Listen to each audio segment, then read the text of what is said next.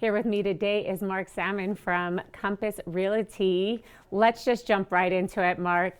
Tell us a little bit about, with everything going on globally right now, are you seeing any impact in buyer behavior, in the Tahoe real estate market? Yeah, Jasmine, thanks for having me. And that's a great question. I'm sure everybody wants to hear. It's interesting times, right, with the war in Iran, with everything, the conflict in the Middle East, and so things had started to go pretty good. Interest rates dropping, low inventory. We saw increase in buyer demand, and the market was hopping pretty good. And then that conflict started, and so it's interesting enough. It stayed still pretty busy, which surprises me, and I'm curious to see how if it's going to taper off, just because people are nervous to spend money right now, or if they're just looking at like repositioning their investments. Gotcha. So, are you notice any sort of shift in where buyers are putting their money, specifically moving away from financial markets and into more tangible assets like real estate?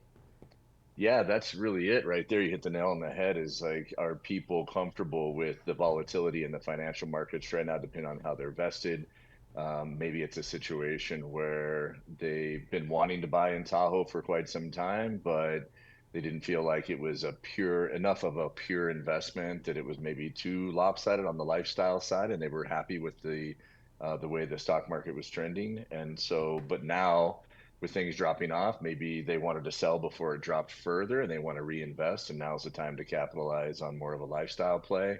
Um, and still, we have some long-term equity to gain here too, but more like, hey, let's get away from the city and enjoy some time, especially considering all the volatility. Absolutely. And right now, interest rates have gone up a bit.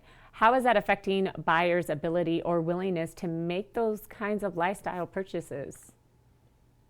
Yeah, I think that's created the only little bit of hesitancy right now, is that lenders have raised interest rates to counter what's going on right now in the Middle East. And so when you see rates were down into the fives, and for some people like preferred high level like wealthy individuals that could leverage their investment portfolios even down to the 4%. So then overnight, when the war started, we bumped well into the sixes again. So that's probably creating a little bit of hesitancy for a lot of people, unless they can offset that by having some sort of income up here, like a short-term rental, where they can still utilize the property, but then offset a little bit of this.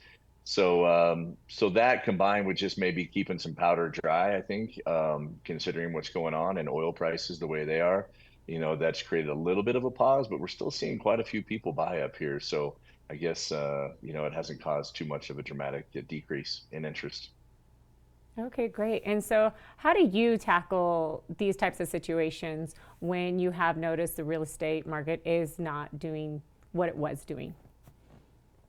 It's case by case, I think, depending on how people are buying, right? So, like, or what financial position people are in. So, if it's a first time acquisition, there might be more of a, hey, maybe you want to just wait and see how things go and how quick we can resolve this and see if interest rates will soften, versus somebody that has a little bit more disposable income, that discretionary income that they can put into an investment up here and start enjoying it right now. So, it's kind of case by case, and analyze how their investment portfolio looks right now, how they're affected by the war, how they're affected by oil prices, increase in interest rates, etc.